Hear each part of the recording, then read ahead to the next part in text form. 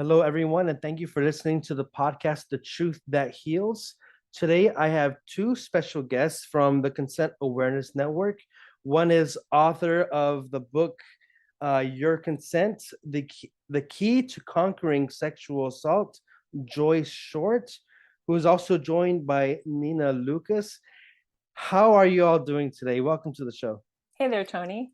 Thank you so much. Thank you for having us. We're thrilled to be here. It's an honor, and I'm very grateful to have you here. Could you please introduce yourselves to the audience so they can know who you are and what your network is all about? I'm Joyce Short, and I'm not only the author of Your Consent, the Key to Conquering Sexual Assault, I'm also the founder of the Consent Awareness Network. And our mission is to actually work with society and help the public understand what the meaning of consent actually is, and also to define consent in our laws. Because as strange as it may seem, there isn't a single state or jurisdiction across the country or around the world that actually defines the noun consent in our laws. So it's absolutely essential. And we've seen through the Weinstein case, through the Cosby case, through other high-profile cases, that consent absolutely is just, in the murky zone. People do not recognize what consent is. Our laws don't recognize what consent is. And in order to support the 14th Amendment that tells us that we all are entitled to equal protection under the law, we can't possibly get equal protection under the law unless the elements of that protection are consistent from one case to another. In order to make that happen, we have to define the elements very clearly. And the one thing that actually determines whether the person is guilty or innocent is whether or not they had consent. And that's true in all crimes, not simply in sex crimes. And for that reason, it's absolutely imperative that we have one consistent definition for consent in all crimes. Thank you, Joyce. And Nina. Hello, I'm Nina Lucas. I am the Chief of Staff of the Consent Awareness Network. I am also an outreach ambassador for my home state, which is Pennsylvania, where the Cosby trials took place.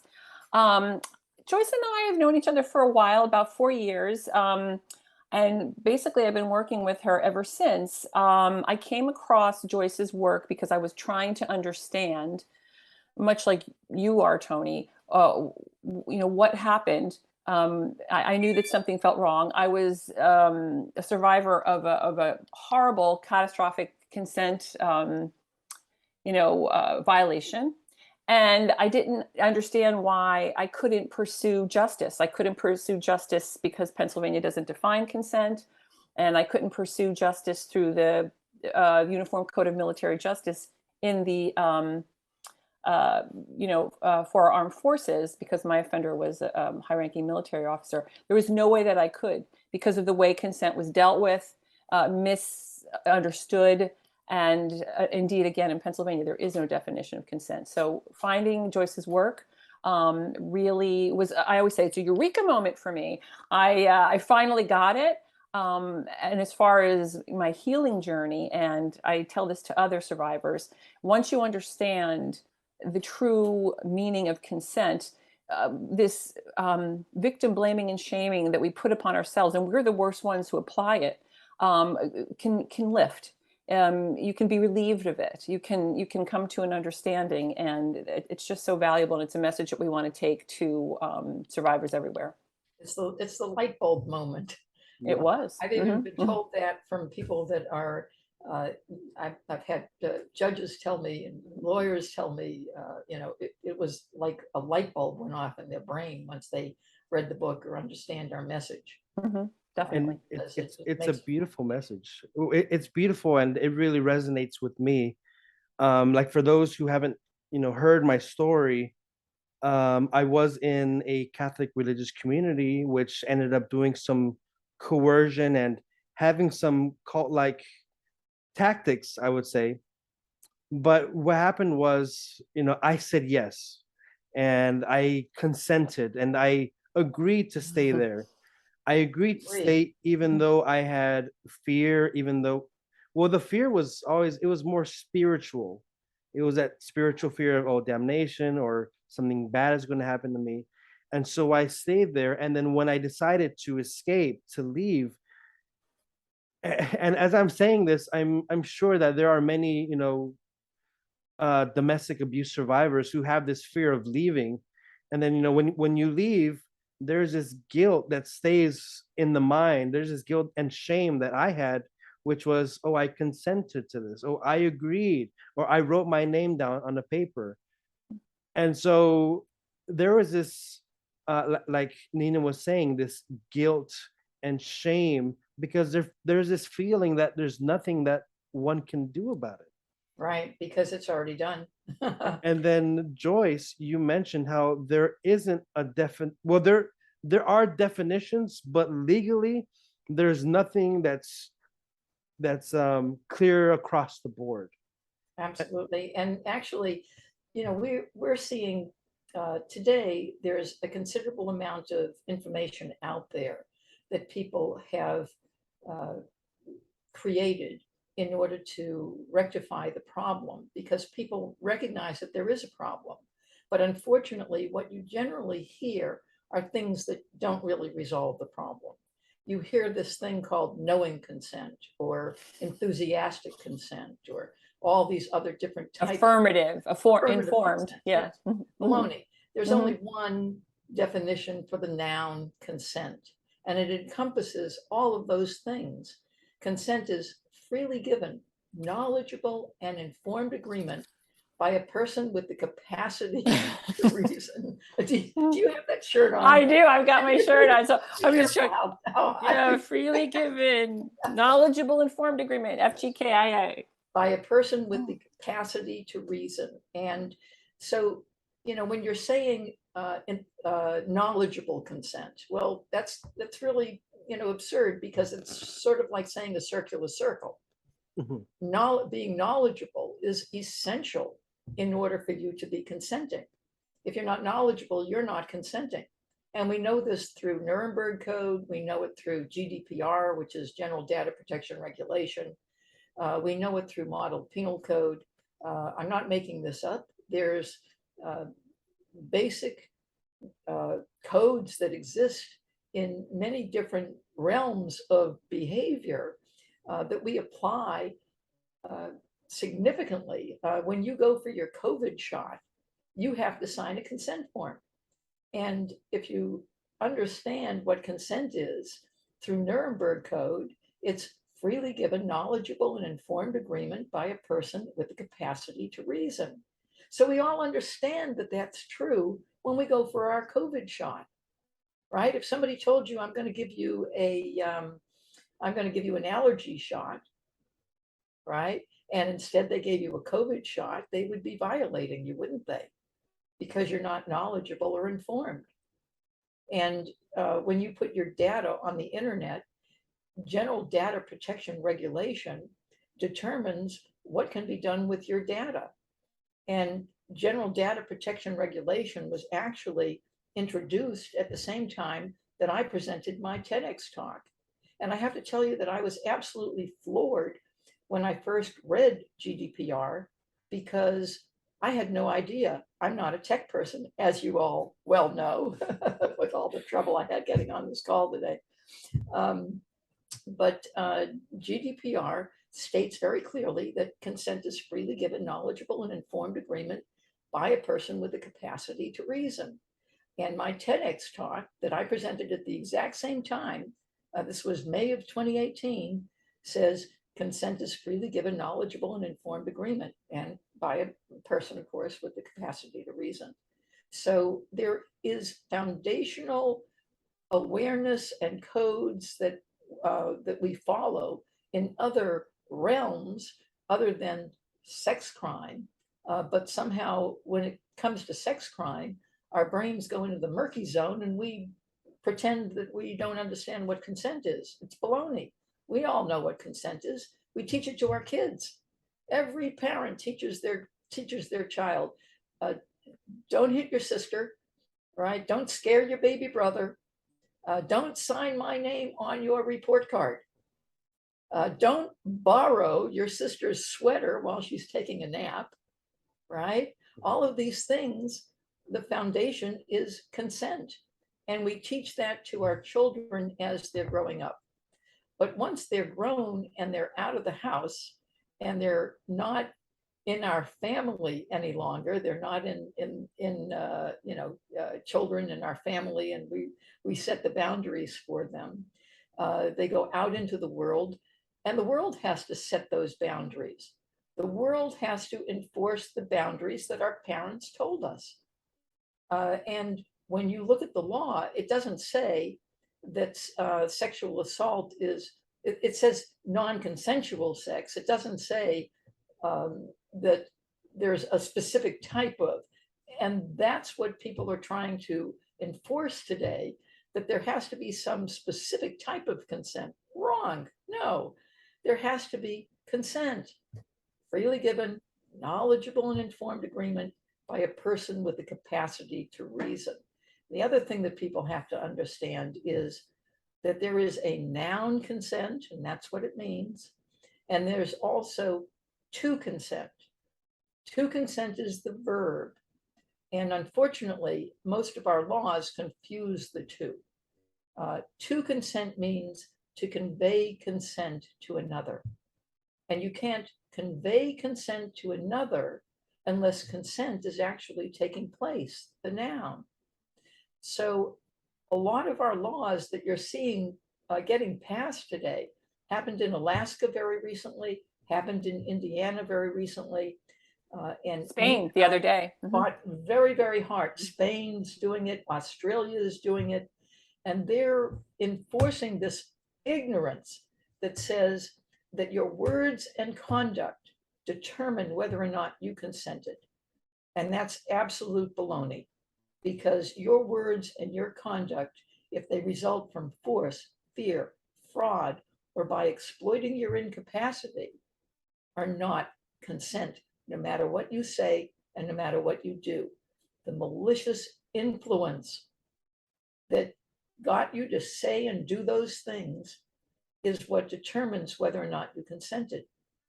Because malicious influence, force, fear, fraud, incapacity, exploiting your incapacity, you can agree all you want.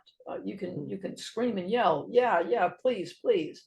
No, I'm sorry. If what caused you to say please, please was malicious influence, you're not consenting.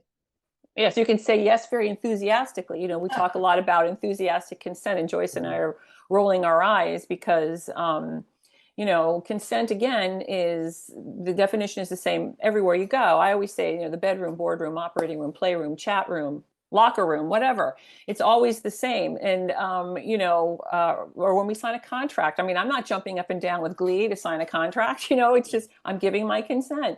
And so we are trying to get people focused on exactly what it is and why it's so important that we get it into our laws. And as I hear you talking about these laws that are passing, which are so, as you were saying, baloney, me as a victim, and not a victim of sexual assault, but of deception, thinking that, okay, yes, I wrote down my name of agreement, or I did say the words, yes, I will stay here.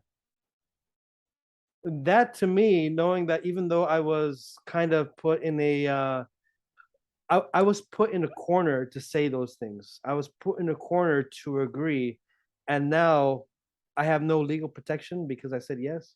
And you were doing it out of fear, right? If somebody coerced you to sign over your property, right, they'd be stealing it, wouldn't they? Yes. Right. But if they make you fearful in order to engage you in some sort of sexual conduct, right?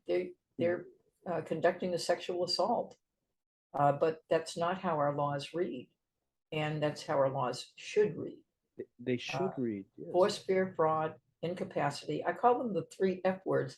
When I go into schools or churches, with kids, and I'll say to them, look, I know that you all know what the F word is for sex, but did you know that there are 3 F words that should never take place in sex? And they're force, fear, fraud, and there's an I word, and that's incapacity. So you should never exploit someone's incapacity and call that consent. And I think that it's important for your listeners to understand that there are different types of agreement, Mhm. right? There's assent. Assent means agreement on the face of it. So anytime you nod your head yes, you're agreeing, you're assenting.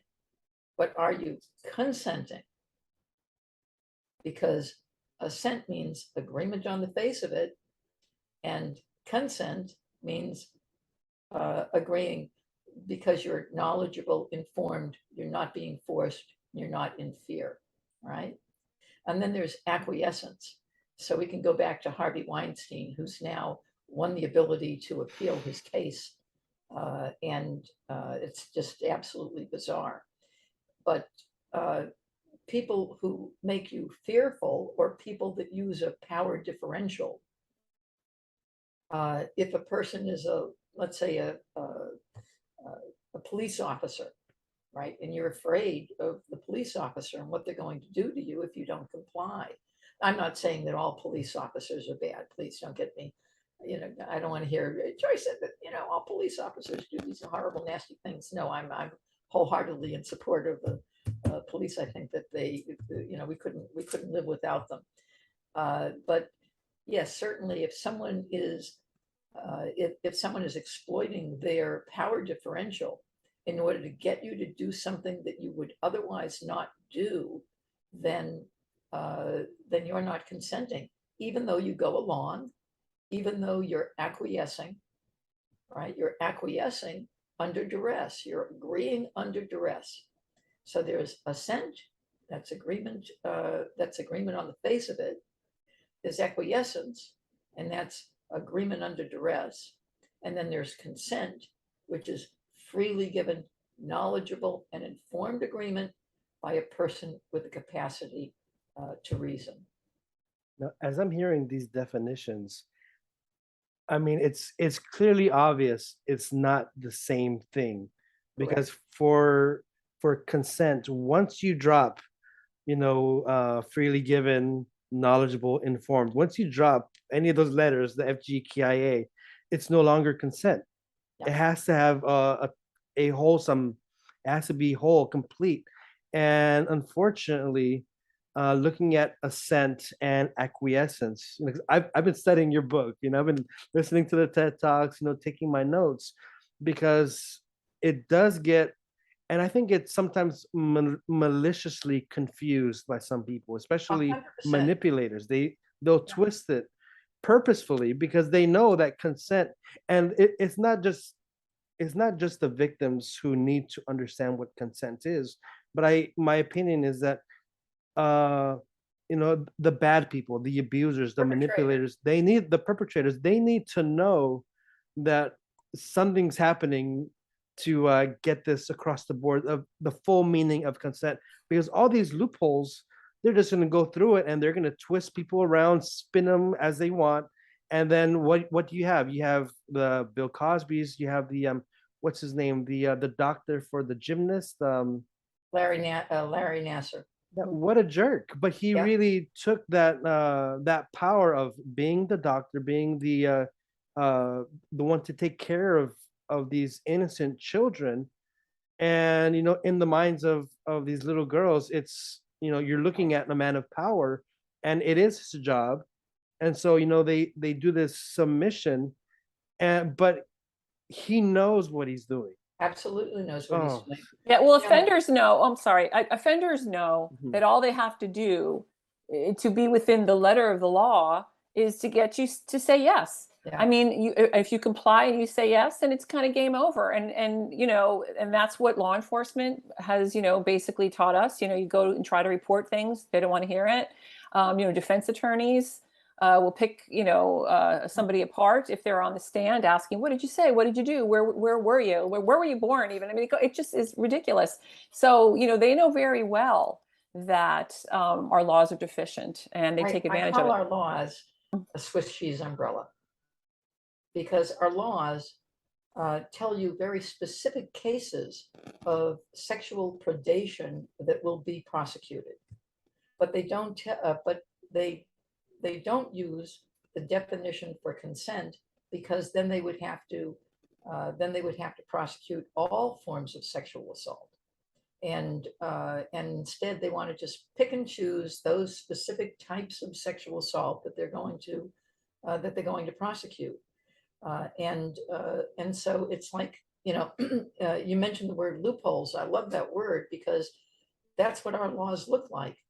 They look like a Swiss cheese umbrella full of legal loopholes, and sexual predators just dive right into those legal loopholes without any accountability or justice for their victims. And legislators for centuries have enabled this to happen. I won't even say that it just occurs. They're actually enabling it to happen. And, we talk to a lot of legislators, and some legislators get it, and they're responsible, and they understand that it has to change, and they endeavor to do so.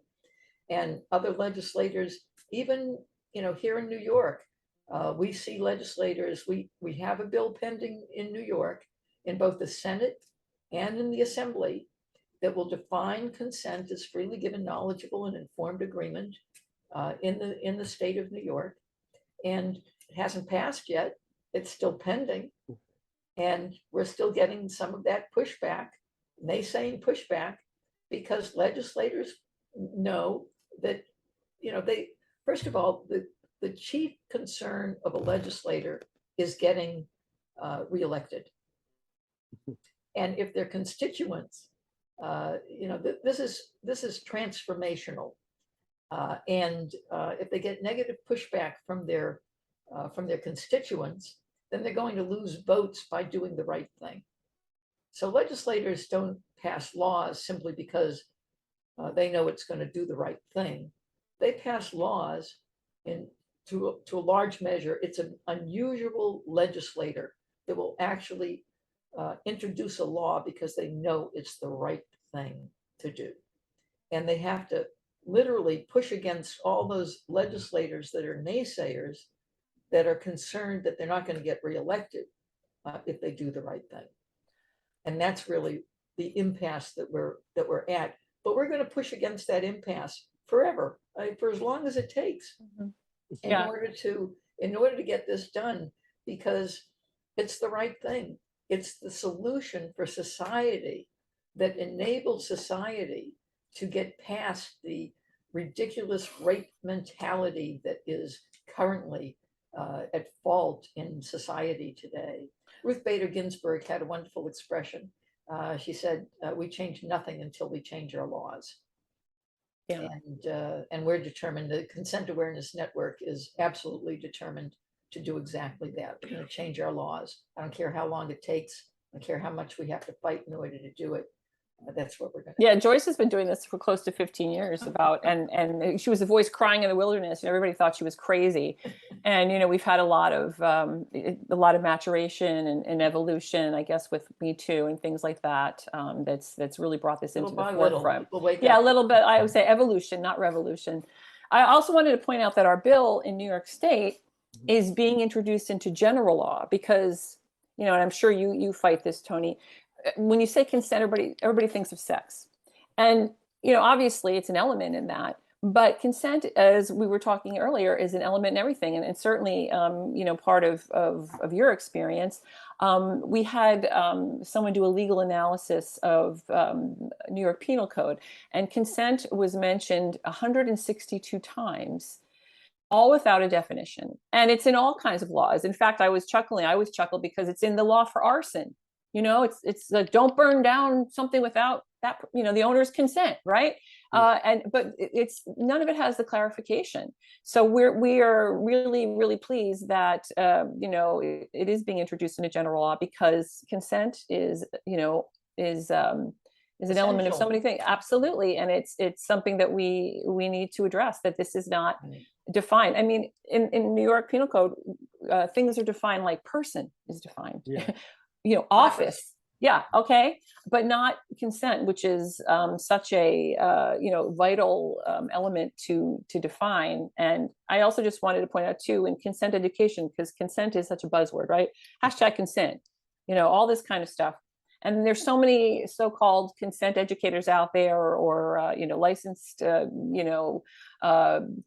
educators as well. They're talking about what consent is, and they're usually talking about, I guess, what is ethical. Drunk is not consent.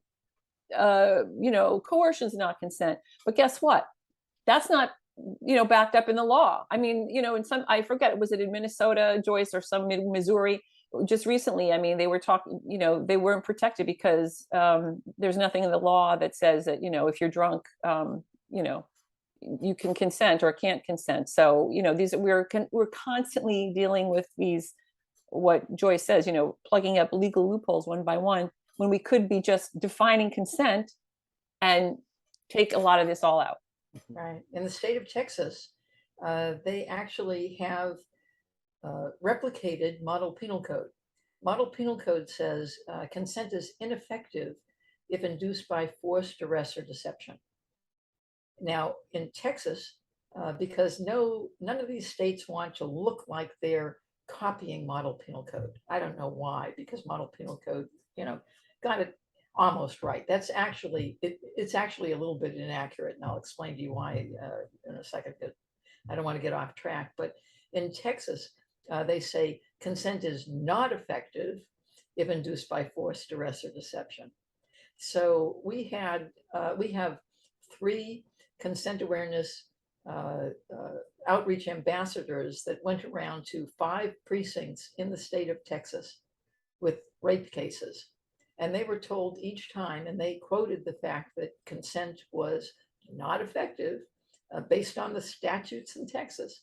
Consent is not effective if induced by force, duress, or deception. And they were told, and I actually have this on an audio tape, consent is not an element of rape in the state of Texas. And that statute where consent is not effective if induced by force, duress, or deception only applies in theft, but not in sexual assault or rape. Wow. Yeah. It's crazy. It's crazy, yes. It's crazy. And what you're probably going to talk, Joyce, about how it's telling us what consent is not. Yes, most of our statutes tell us consent is not this and consent is not that. In order for people to understand what something is, you have to tell them what that thing is. Mhm. And if I were to say to you, I'm not a millennial, right? Would you know that I'm a gray-haired baby boomer? Yeah. So you can't tell people what, there's an infinite amount of things that something is not. You have to tell people what something is so that they can be guided by that concept in how they conduct themselves. And it seems like such an easy concept. And well, for me, consent is something sacred, something that you don't just give to anybody, especially regarding, sexual activity. And even, like contracts, it's something sacred where of course you want to be informed. And it seems it seems like it should be common sense. Yep. And I think you might know where I'm going with this, because I think it was either in your book or I heard it in your podcast regarding the Bill Cosby case, where this judge was asked by the jury, and maybe you can tell a story because you say it much better. It's very interesting because in both the Cosby case and the Weinstein case, one of the first questions that the jurors asked the judge is, "What's the definition for consent?" And it's very, very common in all sexual assault and rape cases for juries to ask that question. So the judge in the Cosby case was Stephen O'Neill, and he said to them, "You're reasonable people." First, he said, "That's a question that cannot be answered." Right? So people tell us, "Oh no, it's there, it's defined." No, it's not. You know, here's the judge telling the jury that's a question that can't be answered. You're reasonable people. Use your common sense. And in the Weinstein case, when the jury asked, Judge Burke said to them, use your common sense, because there is no definition for consent in Pennsylvania or in the state of New York. Fortunately, in Pennsylvania, the woman who was the foreperson for the Bill Cosby jury, the second jury that actually convicted him, was a cybersecurity expert. And therefore, she was very well acquainted with the definition for consent in GDPR, in General Data Protection Regulation. Now, GDPR is international law throughout the European Union. And as in the United States, we all still have to adhere to GDPR, even though it's a European law. Because if you want to do business with anyone on the internet in Europe, you have to abide by GDPR. Yes. And so the concept that consent is freely given, knowledgeable, and informed agreement by a person with the capacity to reason was something that the foreperson for the jury understood in the Bill Cosby case.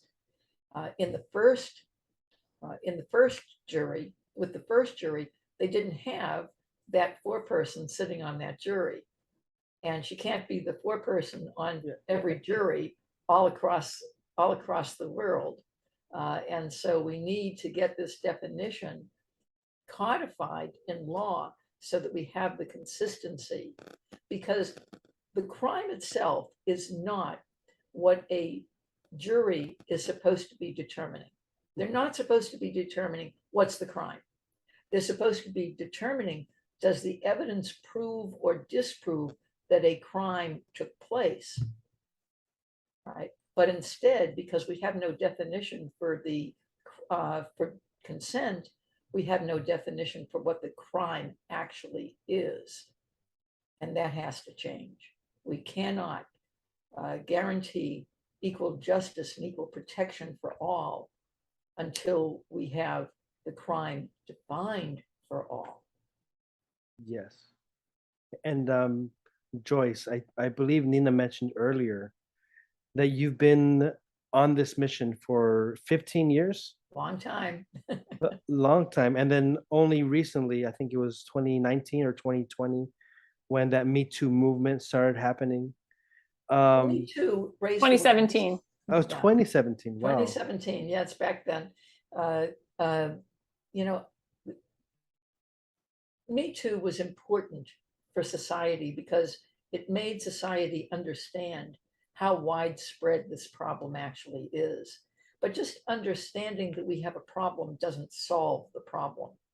People telling their stories, you know, that raises awareness, but it's not the solution. We have to have the solution. And the solution is to define consent clearly in our laws so that a person like Bill Cosby or a person like Russell Simmons or a person like Harvey Weinstein understands, and so that their victims understand and the police understand. Our justice system has to be established so that it understands when a crime takes place and has the ability and the authority to take action when that crime takes place. And what got you started on having this zeal? Because I mean, it really is a mission, and I kind of want to understand where did this fire in you come from? You know, we have a saying around here that survivors know. You know, survivors know like no one else. You know what's going on here. I'm a sexual assault survivor. When you watch my TEDx talk or when you read my my first book is called Carnal Abuse by Deceit. And it's about portions of what happened to me. It's a memoir. And so I was sexually assaulted 3 times. 3 times together. Okay. And when you've been sexually assaulted 3 times, it kind of, it started me on this mission to determine what's going on here, what is happening, why, first of all, like everybody else that this happens to, I doubted myself. I doubted, my responsibility. Did I make it happen? Did I cause it to happen? I'm a survivor of incest. As a child, I was molested, and certainly no child is ever guilty of causing, the predation that happens to them. And so, yeah, like every other person that rolls up their sleeves and gets involved in this mission, to a great extent, many of us have been sexually assaulted. And it's heartbreaking that that these things keep happening over the centuries. And reading over your book, you were mentioning that even in the Roman times, that rape wasn't, or if you can maybe share what you explain in your book. Sure. Rape was actually a crime against the father of a virgin tax-paying citizen, right? So first off, if the person was a slave, if the father raped a slave, that was no big deal, because because the person that he raped was not a tax-paying citizen, and he actually owned that person. So rape was only a crime against the daughter of a tax-paying citizen, a virgin daughter of a tax-paying citizen, because it was actually the theft of her chastity, and her chastity was a marketable commodity. Even if she consented, even by our terms, by freely giving knowledgeable and informed agreement, she fell in love with somebody and they had sex, and she agreed. However, if the father did not agree, then that person that's a capital crime. That person could be put to death. Because in those times, and even now, sometimes we see women are Commodity. unfortunately a commodity. They're viewed as property. And if this happened 2,000 years ago during the Roman Empire, and we're only starting to see now, with the Me Too movement, autonomy. It's well, for me, like I've been looking into recently, like Jerry Lewis, and there have been accusations of him that have been coming out by women who saying that he would bring them into a room and like pull down his pants and do some uh evil things. I would say evil things, and putting these women in uncomfortable positions, because it's either you let him or you lose your job, kind of thing. And this is Fear. 50 years ago. Fear. This is 50 years ago. And I've been like thinking about like how many women or victims in general have been silent because it's humiliating, because of that pushback. Well, you agreed to walk in there, or hey, he didn't put a gun to your head. And now I feel that this mission is almost like too late for some, because many have already died, and they've taken this burden with them to the grave. Yes. But it also brings a new chapter of hope that these things can be prevented. And it's just so heartbreaking that, yes, we know about like Harvey Weinstein, possibly Jerry Lewis, but it's like, how about those other victims who have remained silent and they had no one to go to? Yeah. So your mission is something that I wish we could go back in time and get it already across the board to prevent. But we can't go back, but we can certainly go forward. Yeah. And Exactly. we need to protect our children as we're going forward. We have to, draw that line in the sand and Yeah. say, look, we're going to protect our kids so that they can grow up into a safe a world that's safe from sexual assault and domestic violence, uh, all kinds of extortion that's used in sexual contact. Well, we always say that this is a human rights issue and, it's a civil rights issue. And, we're in a place where reasonable people, people of goodwill now realize, because this was not the idea throughout the millennia, that every individual is entitled to their bodily autonomy and personal agency. And we've got to bring our laws into the 21st century, because although we understand this to be actually a universal and eternal truth, we're just coming to a point in history in most parts of the world where we really do acknowledge and honor that. But we got to bring our laws up to date. And that's what we're trying to do. That will reflect our beliefs that every person's life matters. I mean, if you were a secretary for Jerry Lewis, I mean, you were considered to be a nobody, or whatever. But that's not something that we ethically understand anymore. So we got to bring the laws up to date. It goes right back to what Ruth Bader Ginsburg said. We change nothing until we change our laws. And if we want to go forward with an understanding of what sexual conduct should look like, and to really prevent rape mentality, then we need to change our laws. Because there was another axiom that she created, and she used language that's no longer language that society uses, but basically it's that society creates our moral reasoning, and also our laws shape our moral reasoning. So it acts both ways. Society shapes our laws, society shapes our moral reasoning, our laws shape society and shape society's moral reasoning. So both of those things have to work together. We know what it is, and we have to get legislators who are brave enough to make the world a safer place. So let me ask you, how can people join you in this mission to make a change in the laws? Make a definition across the board. How can people help you guys? Join you guys? We work with legislators all around the country and all around the world. And we contact legislators to actually introduce the definition for consent in their jurisdiction.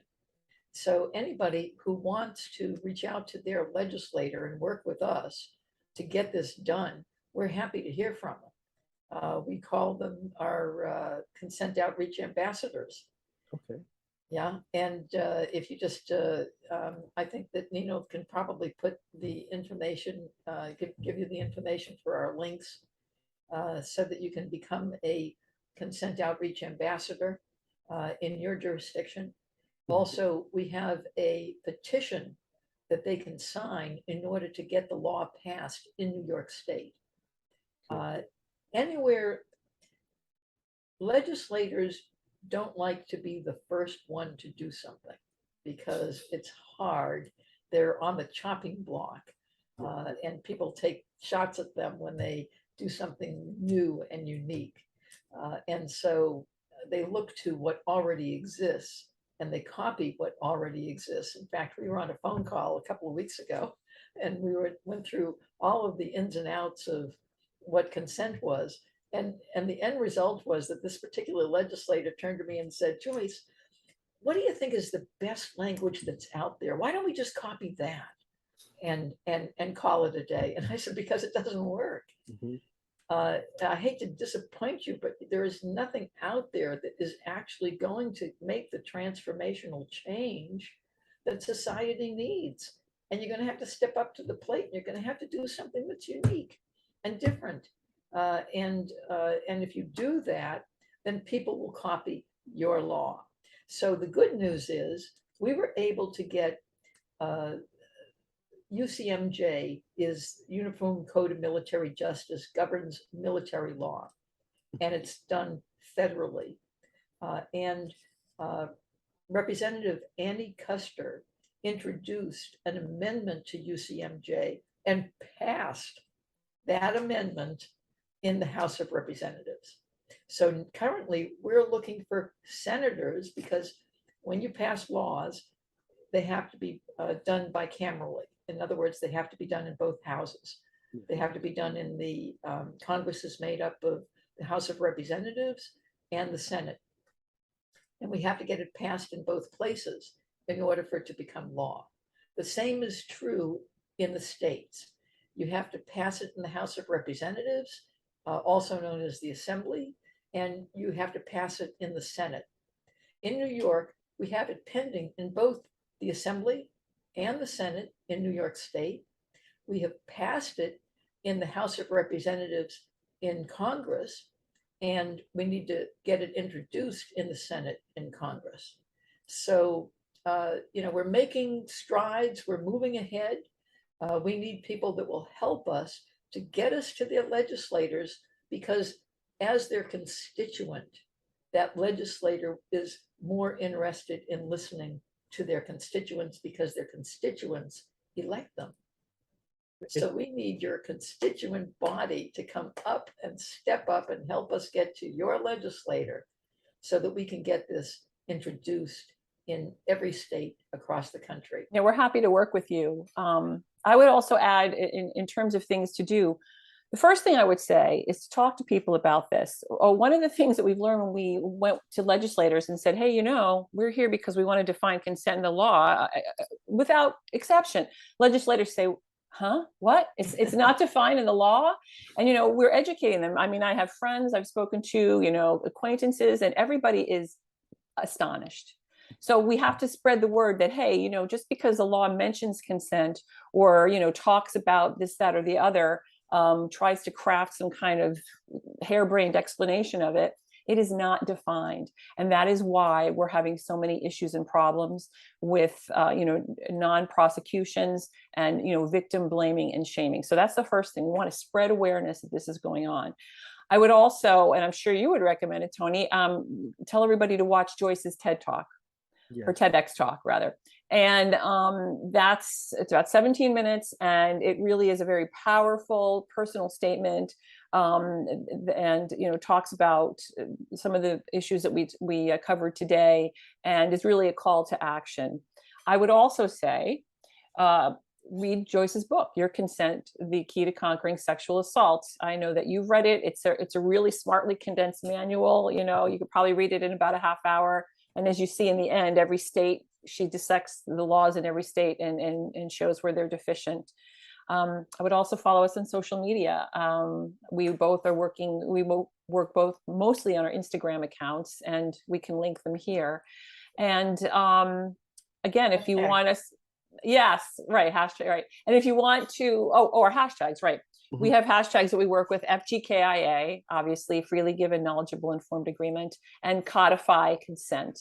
And these are hashtags we're trying to make viral. So that's what I would say about, if you're interested, we're always posting about, the newest, I always call it the newest consent fires to put out, the newest consent crises, because, we just saw it in Spain, that they're very, very happy that they've passed a yes means yes law. And so, or they also call it affirmative consent, which is redundant and wrong.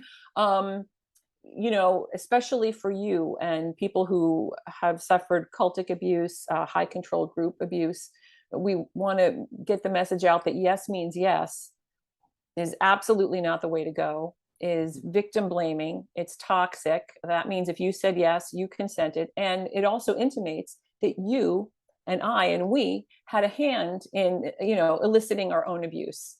That if there was something that we did differently, we wouldn't be abused. And, again, the offense is the abuse, not our agreement or us being bamboozled or anything like that. So we definitely want to always reinforce that, especially with your community.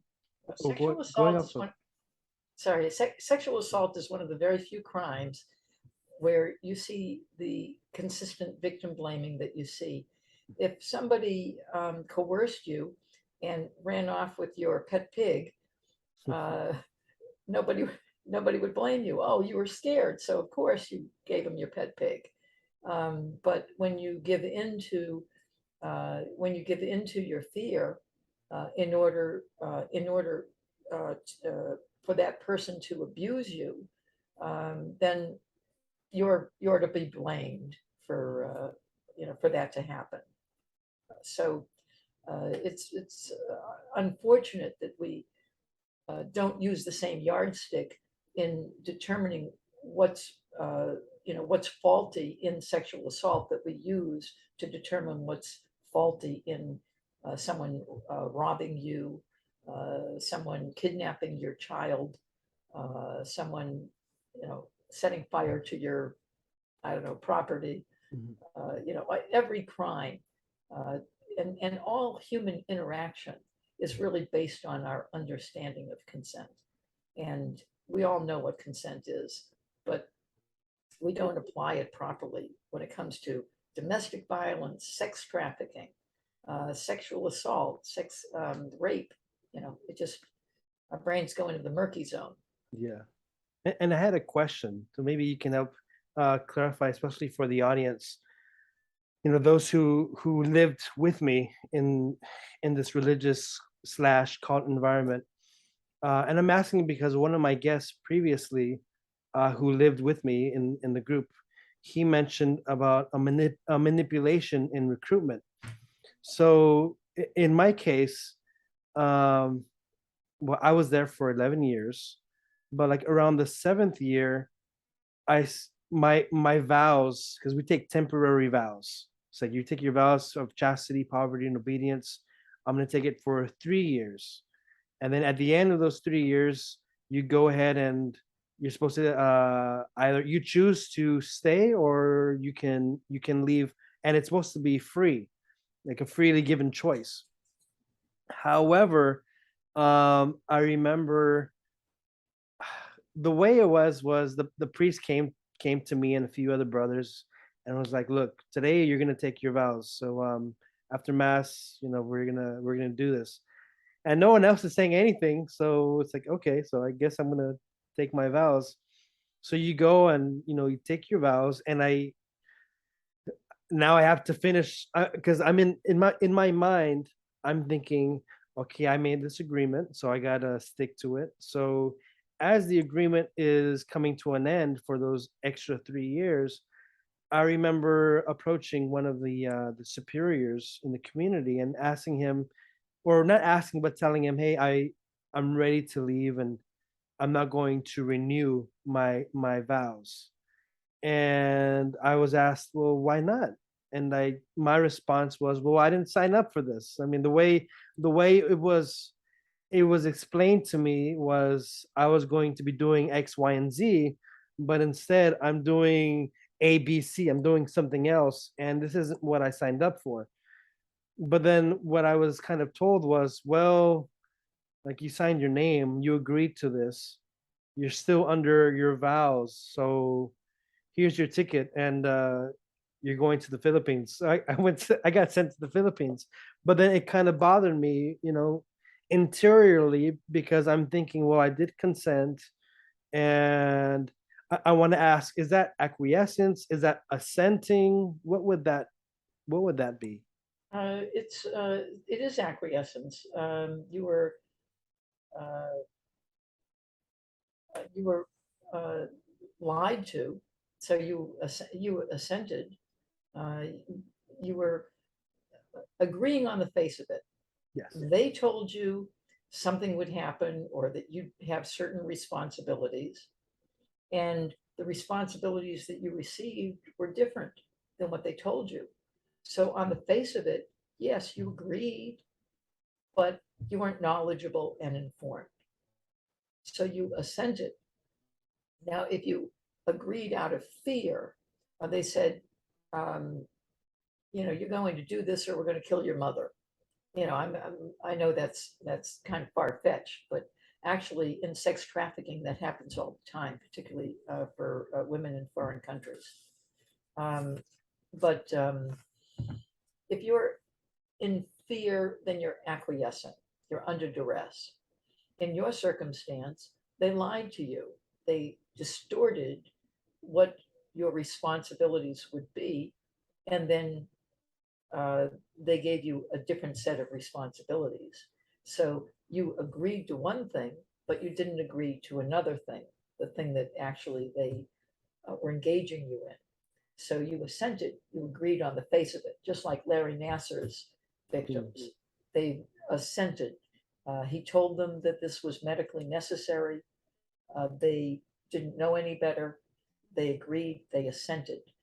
But did they consent? Did they freely give knowledgeable and informed agreement? So what happened to you is assent, not really acquiescence, unless you felt that a fear for if you refused them, what would be the end result of refusing them? Well, it's very interesting because I know that there are other,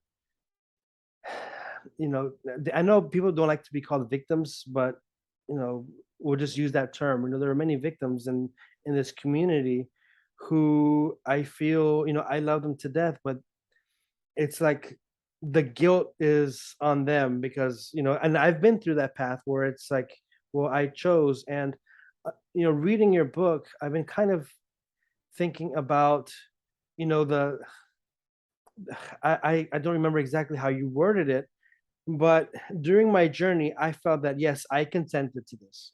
I wrote my name down, and they make you.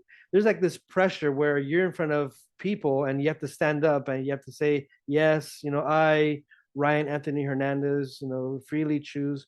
But there's this pressure because no one else is backing out. You have people around you who are witnesses, and you don't want to, I guess, wimp out. But now that I'm gone, I was kind of thinking of, yes, I gave my consent, but like kind of like down the road. Oh well, yeah, I gave my Assent. I gave my assent, You which agreed. I confused with, I personally confused with consent. Yeah.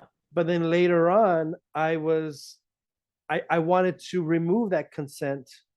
And I think you were explaining it in the book. For example, um like when someone is engaging in sexual activity, you might say yes at the beginning, but then later on, when the person says no, that's when it stops. That's Of when. course, because you're not freely giving it any longer, are you? No. Right. And uh, what's also interesting in this conversation about how you believed you were responsible for moving forward because they were making you feel responsible. After all, you, as they framed it, had consented. They know that you didn't consent. They know that they manipulated you.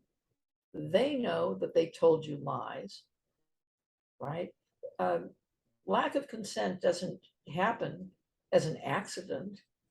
Those people knew that they were manipulating you, and they tried to manipulate you even further. They knew right from the get-go that what they told you that you would be doing was different than what they would have you do.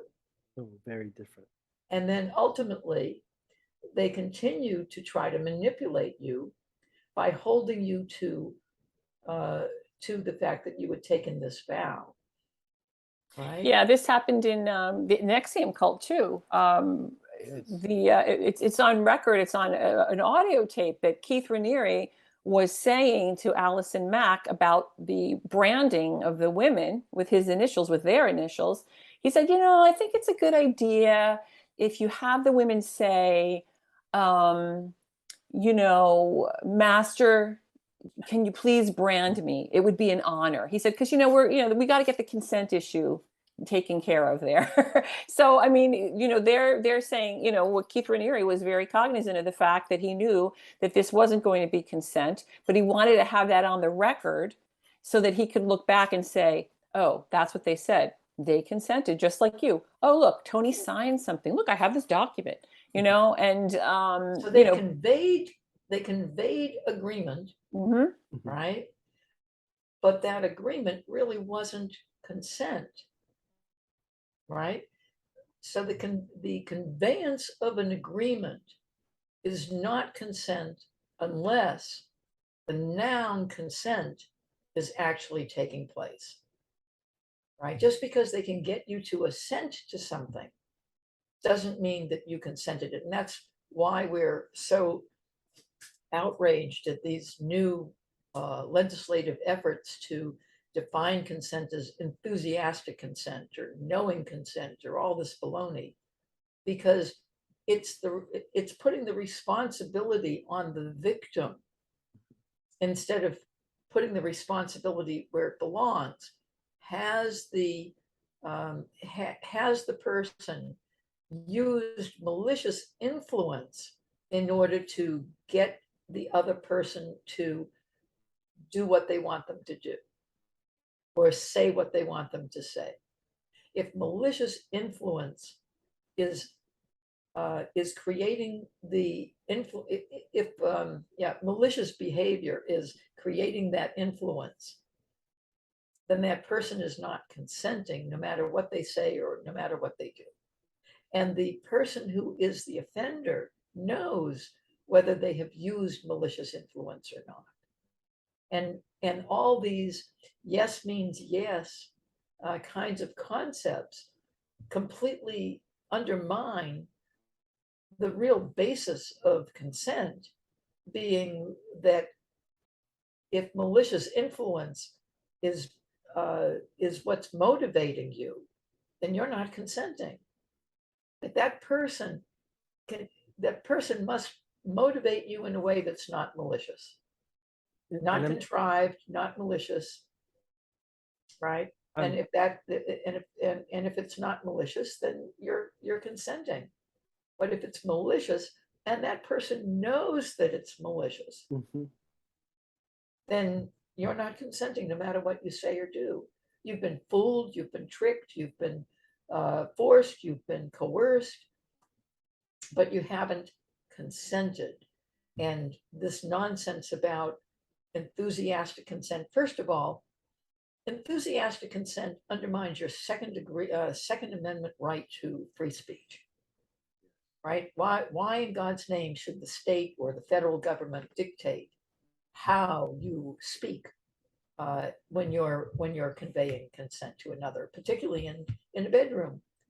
The state of New York should not climb in bed with you and determine how you should be speaking enthusiastically. No, this is baloney. I need some pom-poms. There are people that don't want to speak at all when they're having sex. Right. You know, the state of New York should not be dictating, or the state of Florida should not be dictating how you speak. What they have to understand is that it's the influence that caused you to agree that determines whether that agreement qualifies as consent or not. And I'm happy that you've clearly made that separation of definitions, because acquiescence and assent aren't the same as consent. And you just caught me red-handed falling into that trap where I said, yeah, I consented, and then you corrected me, you said, no, you assented. But in my mind, because I trusted them, I trusted that they were leading me in a good direction. And as you pointed, no, there is malicious intent where they knowingly are committing fraud and deceiving the person. And I'm just so happy that you're able to kind of bring that peace even in me right now during this podcast, because I had that confused. There are people that believe that if they can get you to do what they want you to do by any malicious means, that it's acceptable behavior, right? It's your fault. They believe that. They believe wholeheartedly that if they can trick you, force you, or coerce you into doing what they want you to do, that it's your fault.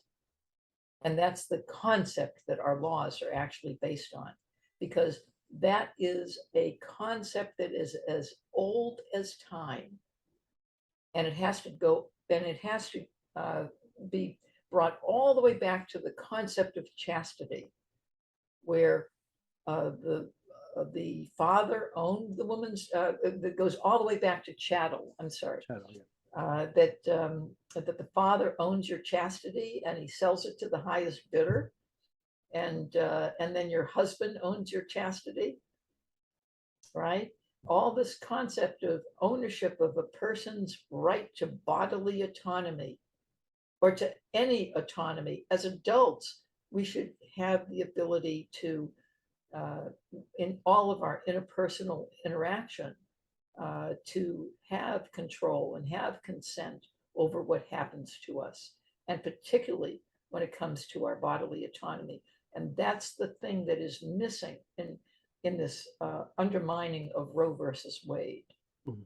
The whole concept that a woman has bodily autonomy, and why, there is an intersection here between Roe versus Wade and sexual assault. Those things that are being undermined, they're not just your sex organs, they're your reproductive organs. And when we call them sex organs, we think of them as entertainment. A lot of people think, oh, it's fun, it's entertainment. No, no, no. You're messing with somebody's reproductive organs. Yeah. And we got to get that concept straight. And that person has bodily autonomy over their reproductive organs. And you're doing a great mission, getting that message, that definition across the board. And I wanted to ask the two of you, as we wrap up here, what would your response be to people who tell you, you know what, Joyce, you know what, Nina, you're wasting your time. Nothing's going to happen. It's a woman's responsibility to take care of herself. If she says yes, that's good enough. Just shut up already. Just leave it alone. Stop wasting your time. What would be your response to people like that? There's a Yeah. lot of ignorance in the world. That's my Mhm. response. Oh, Somebody who wow. believes that is just ignorant. Well, they are ignorant, and my response would be, it's kind of why I got into this. I don't want what happened to me to happen to anybody else, and I want to go out there and educate people. And I mean, obviously, a person saying this would be very uneducated, but I want to spread the word about consent, and educate people, or realign their understanding of it, because again, survivors make the best advocates, and we're just not going to stop. Human beings are built to bond, and we all have the ability to trust, as long as we are not in culture. What's it called? B profiles, people that are antisocial personality disorder, or narcissistic personality disorder. People that have the basic ability to trust can be manipulated. And unfortunately, there are people that are just basic manipulators. And it's not right. It's not good. It's not something that we should tolerate. And until we actually have laws to create the boundaries, then it will persist. There will always be people that will manipulate and people that will be manipulated, because we are built to bond and to trust. And no one should exploit the ability, another person's ability to trust, in order to harm that person. We all have a responsibility not to do harm to other people. We're not coyotes, we're not bears. We're human beings, and we are very, very special because we're human beings. We have brains that operate on a different frequency, and we're all dependent on each other. And as a society, we're not fierce, we're not lions, we're not tigers. We need each other in order to create, tribes that are successful, especially back in the caveman days, right? If you weren't able to create a tribe where you trusted each other, right, then you'd be eaten by the bears and by the tigers, Yeah. right? So we all needed, because we're not the most ferocious, and uh, our children take years and years to mature, as opposed to you know animals on the lower end of the phylum that mature within 1 year or less. So in order for those children to mature, Mother Nature has created this bonding mechanism called mating that helps us cleave to another person so that we can together raise our children. And that cleaving mechanism uh, enables people to, unfortunately, manipulate other people, because you have to trust in order to create that kind of bond. So it's innate in who we are as human beings that we have this ability to trust and this ability to bond and this ability to help one another. And there are people that are just predators that manipulate that bonding mechanism in order to create harm. And we have to have laws in order to prevent that from happening. Yeah, to prevent that. And it's so heartbreaking because, victims, or, the vulnerable, they deserve protection. Mhm. They deserve a voice. And what you, Joyce, and Nina are doing is you're not backing down. You're going in there, you're being, I don't want to say aggressive, but you're being passionate because there is a problem that's happening. And hopefully hopefully, as people read your book, Your Consent, the Key to Conquering Sexual Assault, it will inform people, it'll educate people, even victims, that it wasn't their fault, it wasn't consent. And hopefully, educating victims, the family around them, and society, so it can then go into our legal system and have an Right. influence there. We need the demand to increase from society so that our legislators recognize, hey, I'm not going to be voted out of office because I'm supporting what's right. I'm going to be voted out of office if I don't support what's right. So we have to kind of change the paradigm here, and we need demand from society in order to do this. So thank you, Tony, for having us on today and helping us raise the level of demand in society. And anybody that wants to give us a call, get on the consent train. We're happy to hear from them, and we'll bring the consent train to their jurisdiction and make it happen where they live, make the world a safer place. And yeah, and I got the links from Nina, so I'll be posting that here below on my description. I'll also be sharing the information through Twitter and Instagram and on my Facebook. And thank you so much. Is there any last words that either of you would like to share or say anything? Nina, I'll let you go first there. Well, I just want to reiterate the healing that can come when survivors understand the definition of consent, and they can lift from themselves this idea that something that they did or said or even are somehow contributed to their abuse. And that's the message I want to leave here tonight. And my message is that every single person that's listening to this can make a difference. Amen to Should that. make a difference. Yes, thank you. Right? If you want the world to change, you need to be a catalyst for change. So, do what it takes, help us, and help society.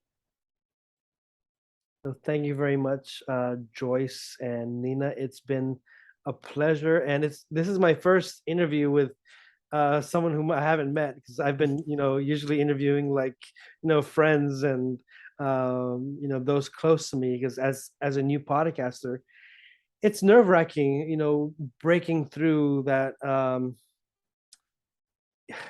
breaking through the fears, the anxiety, the fears that no one's going to listen. And here I am, growing and, Good for you. full of passion. So thank you so much. And as I said, I'll be posting the links below so people can hopefully not only read your book, but also join you in this mission.